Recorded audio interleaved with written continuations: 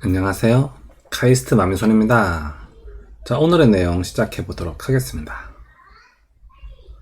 자, 한 시청자분께서요, 어제 이런 질문을 해주셨습니다. 자, 카마님, 이거보다 더 큰 악재가 어제 나왔다고 하네요. 외국인이 급히 판 이유가 우리나라는 삼성이랑 SK가 해당되는데 25%를 수익낸 국가에 세금을 내야 하는 뭐 그런 내용이던데 곧 공론화 될 듯 합니다. 자, 외인기관 디지털 세금 뭐 이런 댓글인데요. 자, 이게 어떤 내용이냐면은 어제 OECD 회의에서 그 다국적 기업들이요, 디지털 세를 내라 뭐 이런 합의가 일어났습니다. 그래서 거기에 대해서 좀 답변을 드리도록 하겠습니다. 자, 삼성전자 디지털세 낸다는 내용입니다.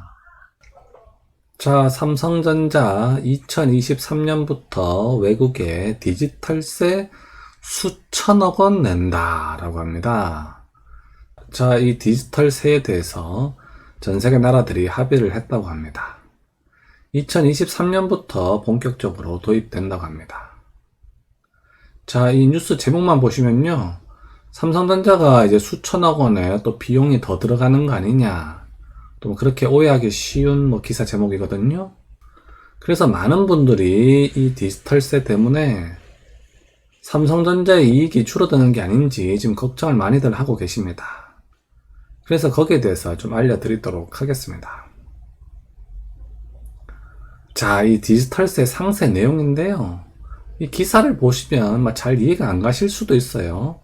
이게 기사가 조금 어렵게 적혀 있거든요.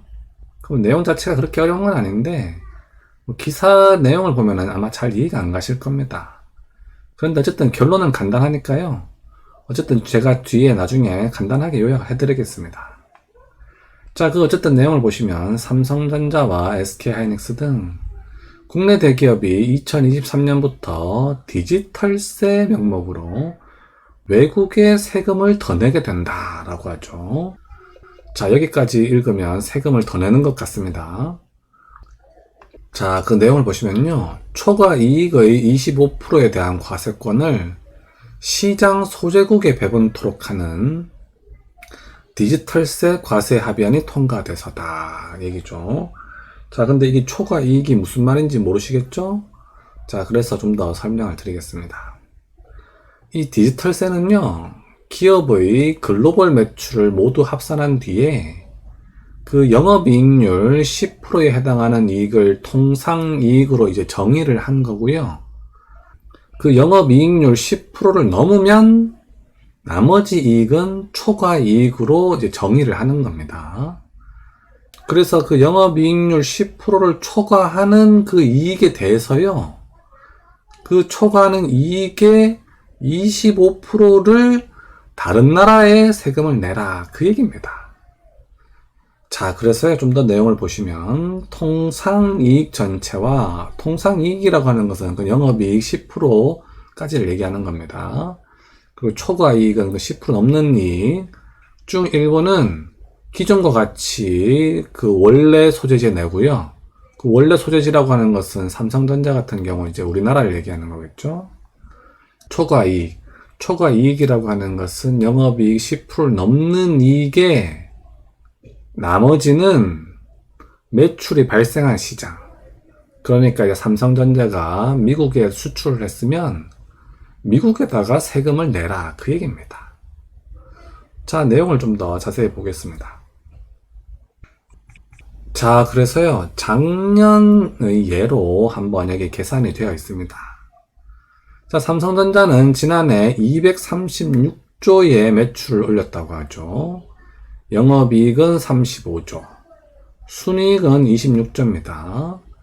자, 그런데 이런 디지털세 체계에서요, 삼성전자의 통상이익은 10%, 이 10%라고 하는 것은 그 매출 대비 이제 10%입니다.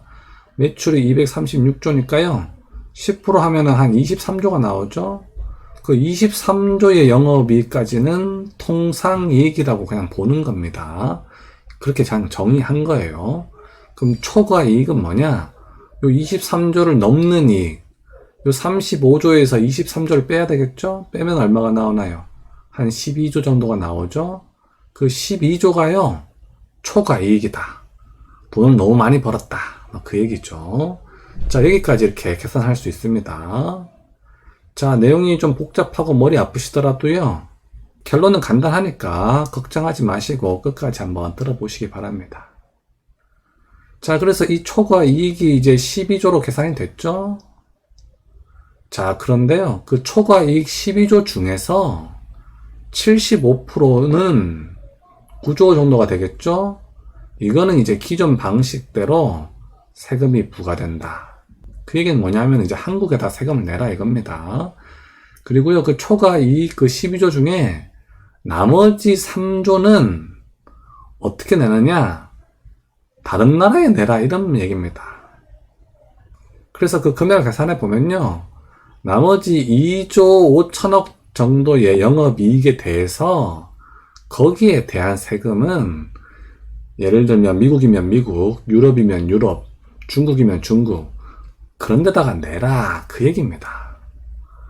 자, 결론은 간단하니까요, 걱정하지 마시고 끝까지 한번 들어보시기 바랍니다.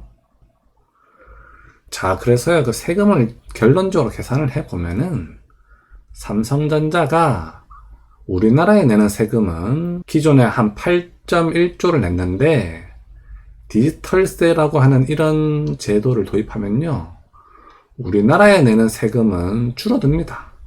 7.5조로 줄어들게 되고요, 나머지 6천억 원 정도가 한국에 낼 거를 외국에 낸다 그 얘기입니다. 그러니까 우리나라 정부 입장에서는 이제 삼성전자로부터 들어오는 세금이 줄어드는 거죠. 하지만 회사 입장에서는 돈을 더 내는 건 아닙니다.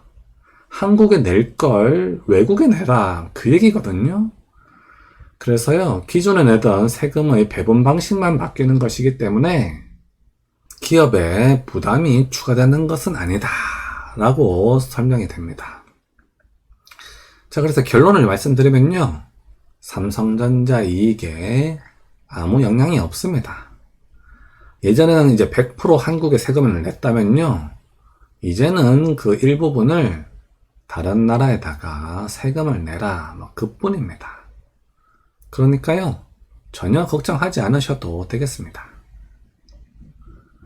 자, 그래서 오늘 영상의 결론입니다. 디지털세 걱정은요, 안 해도 된다 라는 것이 오늘 영상의 결론이 되겠습니다. 자, 오늘도 제 영상 시청해 주셔서 감사드립니다. 자, 그래도 오늘은 뭐 걱정 하나 더 드렸죠? 삼성전자 요즘 맨날 악재만 나왔는데요, 그나마 디지털세 악재는 날려버려서 그나마 다행이실 거라 생각이 듭니다. 자, 항상 건강하시고요, 여러분들의 투자에 행운을 빌겠습니다. 그럼 다음 시간까지 안녕.